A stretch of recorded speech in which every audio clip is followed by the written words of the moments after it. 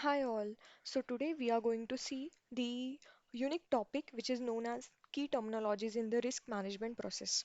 So we'll see below terminologies which are shown in the screen. Risk appetite, risk tolerance, risk velocity, risk impact, risk likelihood, inherent risk, residual risk, and risk preparedness. So let's see these terminologies one by one. So we'll see first what is risk appetite. So risk appetite is nothing but the amount of risk an organization is comfortable taking. So let's say I'll give the simple example. If we as a person are ready to make a loss of let's say 100 rupees per day, so that is our risk appetite in simple language. So the same way we can correlate this thing to the businesses. So whatever amount the businesses are comfortable in taking as a amount of risk, that is called risk appetite. So now let's go to another one, the risk tolerance. That means the amount of risk a specific organization, sorry, specific operation of an organization is willing to take. So here it means it is not at the organization level, but here it is at the operational level. For example, let's say a specific department level, not to the bigger level. So that will be called as risk tolerance. Now we'll see what is risk velocity. So risk velocity is nothing but the onset the impact to the organization. That means at what speed that risk is affecting or impacting the organization. That is nothing but the risk velocity. We can categorize risk velocity into high risk, low risk, and medium risk. Then we'll see risk impact. Risk impact is nothing but the potential impact of the risk event on an organization. For example, let's say in 2019, COVID happened. So, whatever impact it has created on the organizations, that is called the risk impact.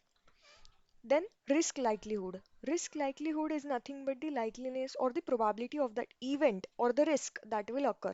For example, the COVID-19 risk was very unpredictable because we never imagined that. So the likeliness or the probability of that event was very low before 2019. But right now we can imagine or we can assume that situation might come in the future. So now the likeliness or probability is little more here. Now we'll go to residual risk. So what is residual risk? So the risk which remains a threat to an organization even after it has managed or mitigated. So that risk is called as residual risk. So for example, what if some risk happen, but to reduce that risk, whatever mitigation strategies we use, mitigation strategies are nothing but the actions to reduce that risk. So even after that, whatever risk remains in the system or the organization, that is nothing but the residual risk.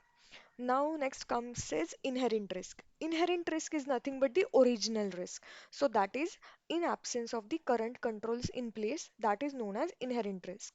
So, that means if we don't take any measurative actions or preventive actions to reduce the risk, so that type of risk, that is the original risk, is known as inherent risk.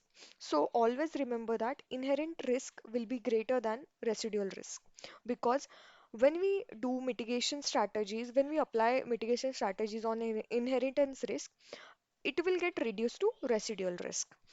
So this is the correlation between them. Now, next is risk preparedness. Risk preparedness refers to how prepared an organization to manage the risk. So that is known as risk preparedness. So this was all about the terminologies. So thank you so much guys for watching this video and please do like, share and subscribe to this channel. Thank you so much.